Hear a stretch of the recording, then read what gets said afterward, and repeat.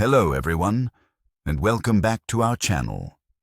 I'm Captain Arthur Hastings, and it is my distinct pleasure to once again share with you a most perplexing case, one that truly tested the little grey cells of my dear friend Hercule Poirot. This particular escapade plunged us deep into the shadowy underbelly of London, unraveling a tapestry of secrets, ambition, and deceit, all stemming from a seemingly empty balcony. It's a story that, I assure you, will keep you guessing until the very last deduction. So, settle in, perhaps with a cup of tea, and prepare yourselves for an intricate puzzle. Before we dive in, do make sure you subscribe to the channel so you don't miss any of our future adventures. Now let's begin with the first chapter of Footsteps on the Empty Balcony. Chapter 1. The Collector's Last View. The evening air in Mayfair was unusually mild, hinting at a reluctant spring, as Poirot and I found ourselves guests at the lavish annual gathering of Sir Reginald Calthorpe. Sir Reginald, a renowned collector of antiquities and an amateur historian of formidable intellect, resided in a grand town house, its drawing rooms currently abuzz with the muted chatter of London's elite. Poirot, meticulously dressed as ever, observed the scene with his characteristic quiet intensity, while I confess, was more preoccupied with the delicate canapés being offered by a passing footman. Suddenly, a piercing shriek cut through the polite murmur. It was Lady Calthorpe, Sir Reginald's much younger, somewhat flighty wife. Her cry sent a ripple of alarm through the assembled guests, quickly followed by the urgent shouts of Mr. Davies, the unflappable butler. Poirot's head tilted, his keen ears already distinguishing the nuanced sounds of panic and disbelief from mere surprise. "Ah, Hastings," he murmured, rising with an almost imperceptible swiftness. "It appears our evening has taken an unexpected turn. Permit me to suggest we investigate." We followed the hastily moving crowd towards the rear of the house, where a pair of magnificent French doors led onto a stone balcony overlooking a meticulously kept private garden. The scene that greeted us was one of profound stillness, yet charged with a palpable sense of shock. Sir Reginald Calthorpe lay collapsed near the balustrade, his usually ruddy face pale and still. A shattered crystal glass glinted on the ornate tiles beside him, its fragments catching the dim light cast by the internal gas lamps. There were no signs of struggle, no overturned furniture, only the silent, motionless figure of the esteemed collector. Inspector Japp, summoned with commendable alacrity, arrived shortly thereafter, his bowler hat gripped firmly in his hand. He surveyed the scene with a practiced, weary eye. "Poirot," he grunted, acknowledging my friend with a nod. "Fancy meeting you here. Looks like Sir Reginald decided to make an early exit, eh?" Poirot's eyes, however, were not on the victim, but rather on the subtle details surrounding him. He noted the precise angle of the shattered glass, the faint, exotic scent that clung to the evening air. Something floral, yet with an earthy undertone, quite unlike anything commonly found in English gardens. He moved with a dancer's grace, examining the French doors. "Curious, Japp," he observed, his voice a low hum. "These doors appear to have been locked from the inside. Yet there is no key visible, and the mechanism quite robust, is it not?" Lady Calthorpe, now attended by a solicitous maid, sobbed uncontrollably. He was just going out for some air," she managed between gasps. "He had a headache after dinner. Oh, Reginald!" Mr. Davies, the butler, stood rigid, his face a mask of professional sorrow. "Sir Reginald often took a moment on the balcony before retiring," he confirmed, his voice devoid of emotion. He enjoyed the quiet. Poirot, meanwhile, had knelt, not touching the body, but observing the tiles beneath Sir Reginald's outstretched hand. "And this scent, Mr. Davies, does it belong to any of the floral arrangements within the house, or perhaps a guest's perfume?" The butler sniffed delicately. "I cannot place it, Monsieur Poirot. It is unfamiliar." As Japp began to issue instructions to his constables, Poirot stepped back, his gaze sweeping over the scene one last time. The silent garden below, the empty balcony, and the lifeless form of a man who had seemingly stepped out for a breath of air and never returned. No signs of struggle, Poirot mused aloud, more to himself than to us. Yet, a shattered glass, and the locked door. Mon ami, the little grey cells are already stirring. This balcony, Hastings, it holds a secret perhaps, of some very specific footsteps. Chapter 2. The Artist's Secret. The following morning, a crisp, bright light bathed the cobbled streets of Chelsea as Poirot and I made our way toward the Bohemian quarter. Poirot had spent a restless night, his mind evidently grappling with the enigma of Sir Reginald's demise. He believed the victim's scholarly pursuits might hold a key. Sir Reginald, a renowned patron of the arts, had recently taken a keen interest in a young, promising painter, Miss Evelyn Thorne. The late Sir Reginald was not merely a collector of objects, Hastings, Poirot had explained over a frugal breakfast of boiled eggs, but a connoisseur of ideas. His last great passion, I gather, was a controversial historical manuscript he was preparing. Who better to inquire about his state of mind, his recent obsessions, than one he confided in? Miss Thorne's studio was a delightful riot of colour and controlled chaos, a stark contrast to the staid elegance of the Calthorpe estate. Canvases in various stages of completion leaned against every wall, and the air was thick with the scent of turpentine and oil paints. Sunlight streamed through a large skylight, illuminating dust motes dancing in the air. Miss Thorne herself was a striking figure, with fiery red hair swept back haphazardly and paint smudges adorning her cheek. She greeted us with a mixture of artistic melancholy and genuine distress. "Monsieur Poirot," she said, her voice rich with emotion, "it is a tragedy beyond words. Sir Reginald was a rare soul, a true champion of beauty and truth. He encouraged my work like no other."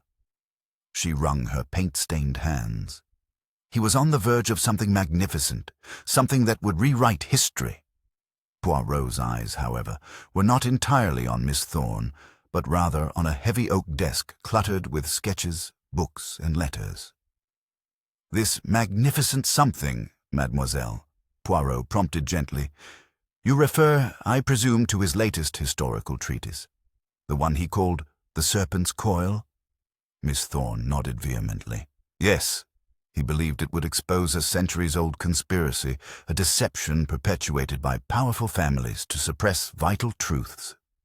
He was obsessed with it, working day and night, but it's gone, Monsieur Poirot. His study has been searched, and the manuscript, dozens of pages, handwritten, utterly vanished. This was a crucial development." "Vanished," Poirot repeated, his eyebrows raising imperceptibly. "When did you discover this, mademoiselle?" "Just this morning," she replied, her voice trembling. "Lady Calthorpe asked me to collect some of my sketches Sir Reginald had been reviewing. When I arrived, the house was in chaos, and the police were everywhere. Mr. Davies mentioned the manuscript was not found among his papers." Poirot picked up a discarded letter from Miss Thorne's desk, its envelope bearing a foreign stamp. "This correspondence, mademoiselle. It appears to be from a Mr. Dubois, an art dealer of some repute." Miss Thorne looked flustered. "Aye, Mr. Dubois?" "Yes, he was. Interested in one of my larger pieces. A commission Sir Reginald had arranged. He's a rather insistent man, always talking about investment potential and discreet transactions for certain collectors." Poirot examined the letter more closely. It contained not just a discussion of art, but a series of cryptic dates and locations, seemingly unrelated to an exhibition. "Discreet transactions, you say? And these dates, are they perhaps related to meetings rather than viewings, mademoiselle?" Miss Thorne shifted uncomfortably. I wouldn't know. Sir Reginald handled all the business dealings for my patrons. He was a meticulous man, but sometimes he'd hint at matters, far grander than mere paintings. He mentioned once that Mr. Dubois occasionally handled rare documents as well. Not just art. He was, I believe, looking into a specific historical text for Sir Reginald through Mr. Dubois. Poirot's gaze hardened. A missing manuscript, a controversial topic, and an art dealer dabbling in rare documents and discreet transactions. "Thank you, mademoiselle," he said, rising. "You have provided us with much to consider. The serpent's coil, indeed. It appears, Hastings, that our serpent has more than one head." Chapter 3. The Thameside Shadow Play. The lead provided by Miss Thorne, linking the art dealer Mr. Dubois to rare documents and discreet transactions, steered Poirot's investigation toward the grittier, less polished side of London. As evening descended, a thick, damp fog rolled in from the Thames, clinging to the gas lamps and blurring the edges of the warehouse district near Wapping. The air was cold and heavy with the scent of stagnant water, coal smoke, and something indefinably industrial. "A perfect canvas for clandestine activities, eh, Hastings?" Poirot remarked, his voice a low counterpoint to the mournful hoot of a distant ship's horn. We stood in the shadows opposite a hulking, soot-stained warehouse belonging, according to our inquiries, to a Mr. Silas Blackwood, a merchant known for his dealings in exotic imports and, reportedly, for turning a blind eye to the origins of certain goods. Poirot had arranged for us to stake out the location, convinced that if Mr. Dubois was involved in something illicit, this was where the threads might converge. We had been waiting for almost an hour, chilled to the bone despite our heavy coats. The silence was broken only by the lapping of the river against the dock and the occasional creak of unseen timbers. Then, a flicker of movement. A hansom cab, its lamps casting weak yellow halos through the fog, pulled up to the warehouse's loading bay. From it emerged Mr. Dubois, his usually impeccable attire slightly rumpled, his face taut with an uneasy tension. He knocked briskly on the warehouse door, which opened to reveal a burly, taciturn man. Dubois disappeared inside. "Ah," Poirot whispered, a glint in his eye. "The plot thickens, as you English say. Observe, mon ami." Minutes later, the door creaked open again. Mr. Dubois emerged, not alone this time. Accompanying him was Mr. Silas Blackwood himself, a man of formidable build with a perpetually suspicious glint in his eye. Between them they carried a carefully wrapped oblong parcel. They spoke in hushed tones, their figures almost swallowed by the swirling fog. As Blackwood passed close to our hiding spot, a distinct, sweet yet pungent aroma briefly wafted towards us. A type of foreign tobacco, unmistakable once noted. The transaction was swift and businesslike. Money exchanged hands, and the parcel was carefully handed over to Mr. Dubois, who then quickly retreated back into the hansom cab, which sped away into the murky depths of the city. Mr. Blackwood stood for a moment, watching its departure, before turning to re-enter his warehouse. As he did so, something small and white fluttered from his coat pocket, catching on a loose nail on the wooden door frame before falling to the damp ground. Poirot waited until Blackwood was safely inside before venturing out. He picked up the fallen item with his accustomed precision, holding it delicately between two fingers. It was a torn piece of a shipping label, damp and smudged, but with enough legible characters to identify a fragment of a destination port and a series of numbers that looked like a catalogue or consignment code. "Aha, Hastings!" Poirot exclaimed softly, his voice imbued with a quiet triumph. "See? This tells us much. The foreign tobacco, the clandestine exchange, the specific wrapping of the parcel. Mr. Dubois is not merely an art dealer. He is a go-between. And this label, it suggests a journey, perhaps for something quite valuable, quite unique." He inhaled deeply, savoring the faint tobacco scent on the label fragment. This scent, it is not merely exotic, Hastings. It is quite particular, associated with a certain region, a certain type of individual. The missing manuscript of Sir Reginald, I begin to suspect, is travelling through very unexpected channels. Our quest, it seems, takes us from the quiet contemplation of history to the dark underbelly of international trade. And this label, mon ami, it is a signpost. Chapter 4. The Marginalia's Whisper. The fragmented shipping label and the lingering scent of foreign tobacco now occupied Poirot's little grey cells with considerable intensity. He theorized that the numbers on the label might not refer to a mere consignment, but a classification, perhaps even a coded reference to a specific type of historical document or collection. This line of reasoning led us away from the grimy docks and into the hallowed halls of the British Museum. The great reading room was a haven of hushed scholarship, its vast, domed ceiling soaring above rows of silent researchers poring over weighty tomes. The afternoon sun, filtered through the high windows, cast long, dusty shafts of light across the mahogany tables, lending the atmosphere a timeless quality. It was a place where secrets were often unearthed, albeit of a historical, rather than criminal, nature.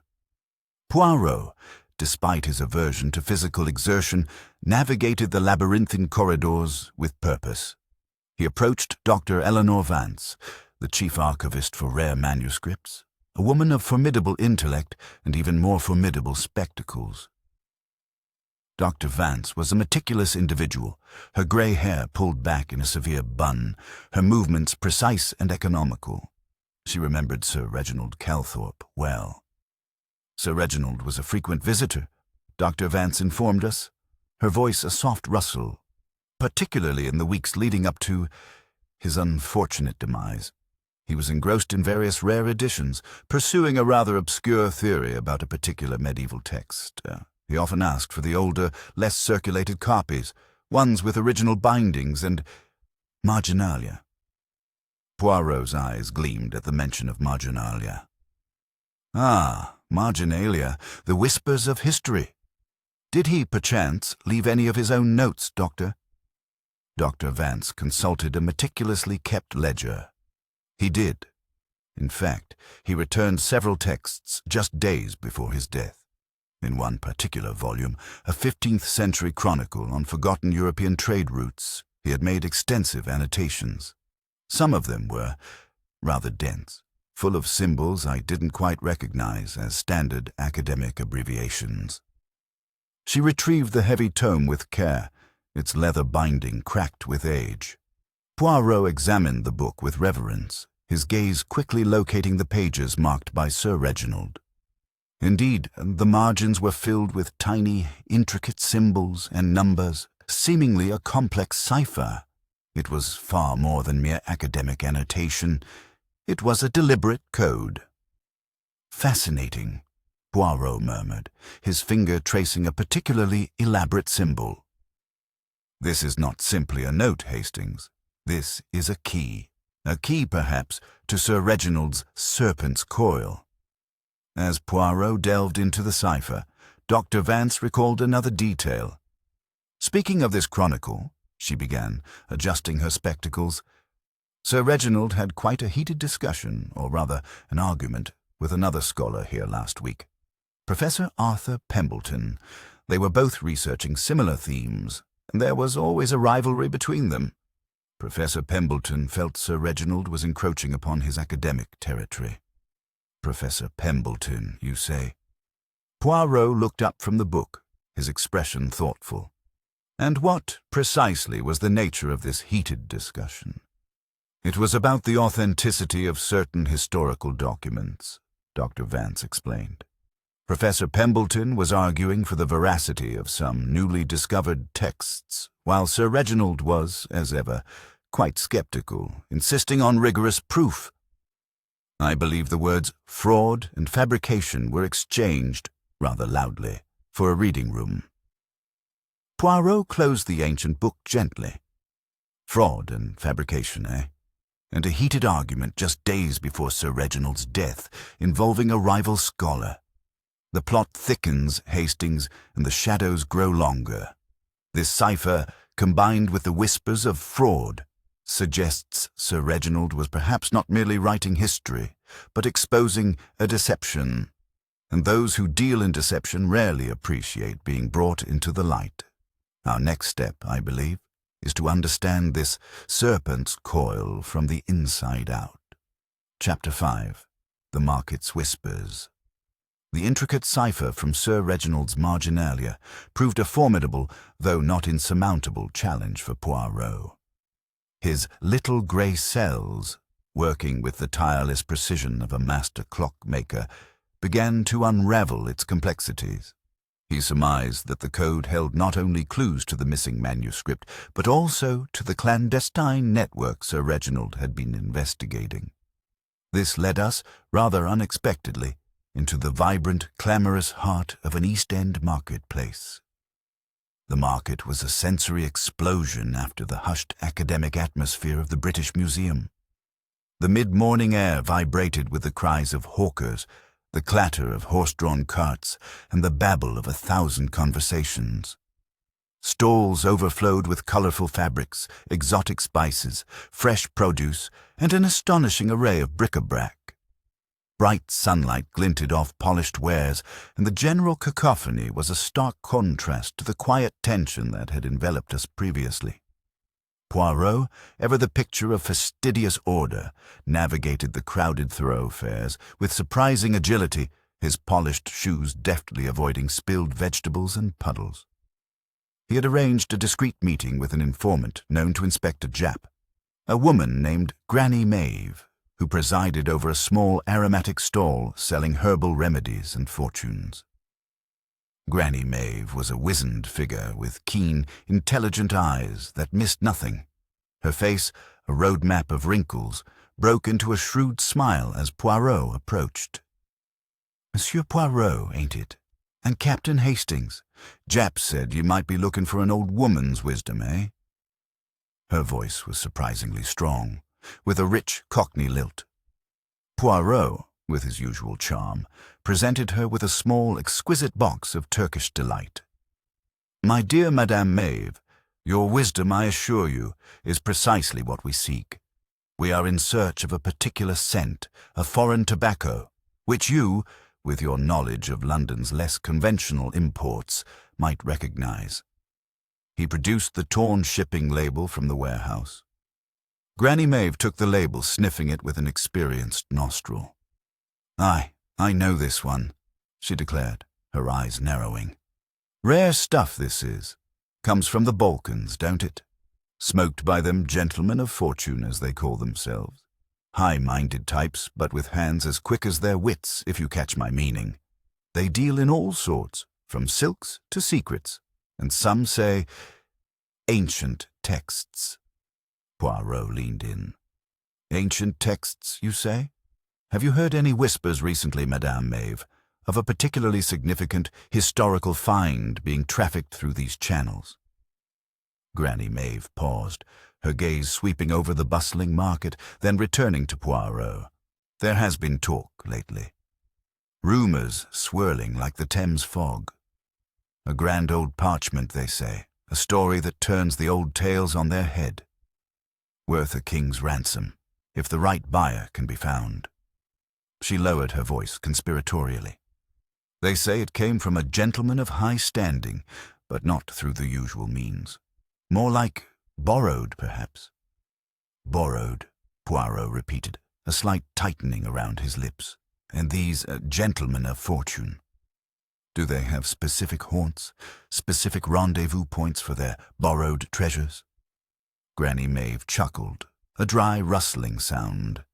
"Oh, they're clever, they are. But they like their quiet places, away from prying eyes. Old manor houses, deserted gardens on the outskirts of town, places where history itself is crumbling and new secrets can be laid to rest. There's one such place, I heard, an old estate, the Blackwood Manor, now overgrown. A peculiar name considering Mr. Silas Blackwood's reputation for imports." Poirot's eyes glinted. The name Blackwood immediately connected to the warehouse merchant. "Blackwood Manor, you say? An abandoned garden?" "Aye, Granny Maeve confirmed, picking up a sprig of dried lavender. Said to be quite the hidden gem for such exchanges, a place where footsteps might easily go unnoticed if one knew the path. As we left the bustling market, the vibrant energy of the crowd seemed to recede, replaced by a growing sense of dread. The pieces were beginning to fit together, forming a clearer yet more sinister picture. The gentleman of fortune, Hastings, Poirot mused, trafficking Sir Reginald's controversial manuscript, and a connection to our Mr. Blackwood through a deserted garden. It appears, mon ami, that the serpent's coil is indeed tightening, and its true head, I suspect, awaits us in a very specific garden. Chapter 6. The Crumbling Façade. The directions from Granny Maeve, though vague, proved accurate.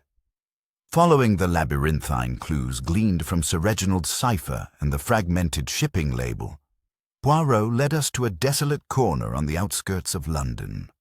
The setting sun cast long, skeletal shadows across a landscape that seemed to have been forgotten by time. We stood before the decaying gates of what was once the imposing Blackwood Manor. The garden within was a melancholic spectacle of neglect and wild beauty. Overgrown rose bushes tangled with ivy, ancient trees clawed at the bruised twilight sky, and crumbling statues emerged like spectres from the encroaching undergrowth.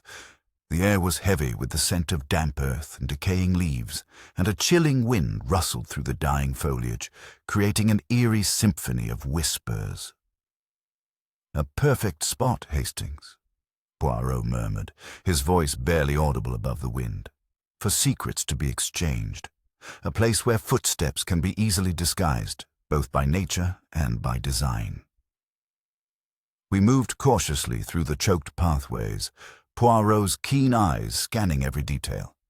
A broken branch, a disturbance in the moss, a faint indentation in the soft earth.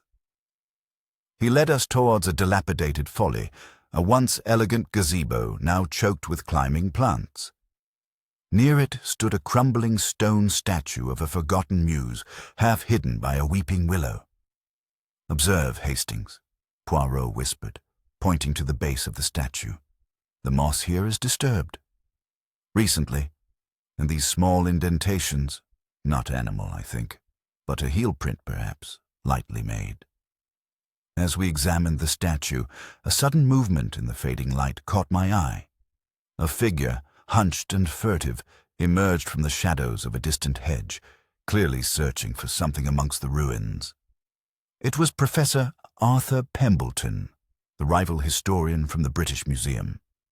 He seemed agitated, muttering to himself, his hands sweeping through the overgrown plants. "Professor Pembleton," Poirot called out, his voice cutting through the twilight hush with surprising clarity. The professor started violently, spinning around, his face a mask of shock and ill-concealed guilt. "Poirot, what are you doing here? This is private property." "Indeed, Professor," Poirot replied, stepping fully into view, "and yet you appear to be trespassing, much like us. Are you perhaps looking for something that Sir Reginald Calthorpe might have hidden here?" Pembleton's face flushed. "Hidden? Nonsense. I was merely taking a walk. A contemplative stroll. This place, it holds historical interest." "Historical interest, yes," Poirot agreed, his eyes not leaving Pembleton's face. "Or perhaps an exchange point for stolen historical finds." Poirot then knelt by the crumbling statue and, with a precise movement, pressed a loose stone near its base. With a soft click, a small hidden compartment sprang open. Inside, nestled in a bed of dry leaves, was a rolled-up parchment. Poirot carefully extracted it. It was clearly very old, with faded script and intricate illustrations. "Is this, Professor, what you are searching for?" Poirot held it up, saw a fragment of an original manuscript, perhaps. The true serpent's coil, which Sir Reginald was using to expose a forgery ring. Pembleton blanched, his composure completely dissolving. This is a fabrication, a trick." Ah, but is it? Poirot countered calmly. This particular fragment, Professor, contains a signature and a unique watermark that Sir Reginald, in his research, discovered to be authentic. Authentic, yet previously attributed to a different source. A source, perhaps, that you yourself had championed, despite its fraudulent nature. As Poirot spoke, I noticed a subtle shift in the shadows beyond Pembleton. Another figure, indistinct in the deepening gloom, seemed to melt away, unseen by the agitated professor. A silent observer, or perhaps a co-conspirator. It seems, Professor, Poirot continued, that Sir Reginald was not merely researching history, but exposing a scandal. A scandal involving the illicit trade of forgeries, falsely attributed, championed by men like yourself, and trafficked by men like Mr. Blackwood. The footsteps on the empty balcony, Professor, were not just those of Sir Reginald. They were also yours, weren't they? And perhaps those of another equally interested party. The wind howled through the decaying garden, as if in agreement. Pembleton, cornered, stammered, his eyes darting towards the spot where I had seen the other figure. I can explain everything. It was a misunderstanding, a terrible error in judgment. But his words held no conviction, only the hollow ring of a man caught in his own web of deceit. Chapter 7. The Serpent's Uncoiling. The drawing-room of the Calthorpe estate, where our investigation had so tragically begun, now served as the stage for Poirot's final unravelling. The morning sun streamed through the same French doors that led to the fateful balcony, illuminating the opulent room with a stark, revealing light. Poirot had assembled all the key players. Lady Calthorpe, pale and nervous. Mr. Davies, the butler, still impeccably stoic. Miss Evelyn Thorne, anxious and expectant. Mr. Silas Blackwood, glowering and defensive. And Professor Arthur Pembleton, visibly shaken and defiant. Inspector Japp stood by, arms crossed, observing with a mixture of skepticism and grudging admiration. "Mes amis," Poirot began, standing by the fireplace, his customary elegance unwavering. "We are here to reconstruct the final moments of Sir Reginald Calthorpe. A man, as we now understand, not merely engaged in historical research, but in a courageous act of exposure. He explained how Sir Reginald's Serpent's Coil manuscript was, in fact, a meticulous exposé of a sophisticated forgery ring that had been flooding the market with expertly crafted, fake historical documents. These forgeries were then championed by unwitting or perhaps complicit academics like Professor Pembleton, and trafficked by unscrupulous merchants like Mr. Blackwood, who profited immensely from their sale to unsuspecting collectors.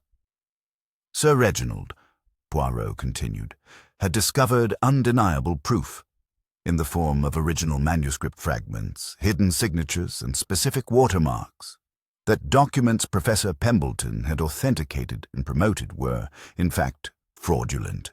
He was on the verge of publishing this exposé, which would have ruined reputations and fortunes alike.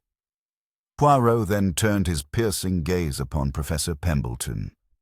The night of his death, Sir Reginald had arranged to meet with you, Professor. He had invited you to his balcony, ostensibly for a private discussion. He showed you the true fragment of the manuscript, proving your fraud. The shattered glass on the balcony was not from a fall, but from a moment of intense confrontation. Sir Reginald, in his indignation, or perhaps to toast his impending victory, raised a glass. But you, Professor Pembleton, furious and desperate, seized his hand, causing the glass to shatter. This sudden, violent shock, combined with Sir Reginald's fragile heart, led to his collapse. Pembleton stammered. I never touched him. He just collapsed. I was only trying to reason with him."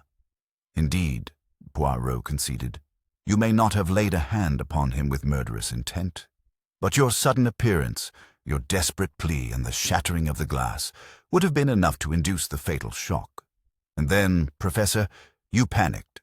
You realized the manuscript containing Sir Reginald's exposé was within reach. Poirot then explained the locked door. The French doors, Hastings noted, were locked from the inside, but the key, Jap, was found in a small, hidden alcove beside the door. It had been placed there by Mr. Davies, the butler, on Sir Reginald's instructions earlier that evening. Sir Reginald often locked the doors from inside when taking air, to avoid draughts and ensure privacy. However, the true path of the killer was not through the drawing-room at all. He gestured towards the adjoining townhouse, visible from the balcony. The Blackwood Manor, now derelict, connects directly to this property through a forgotten passageway and a shared, overgrown garden. Professor Pembleton, having learned of Sir Reginald's intentions through the informant, Mr. Blackwood, used this route.